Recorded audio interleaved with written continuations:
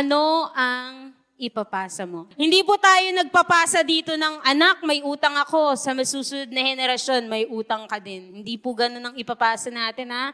Sabi dito, we must pass on the legacy of never forgetting the Lord. Minsan ba, aaminin nyo na minsan nakakalimutan nyo si Lord? O minsan, hindi yun yung nagiging priority nyo? Diba?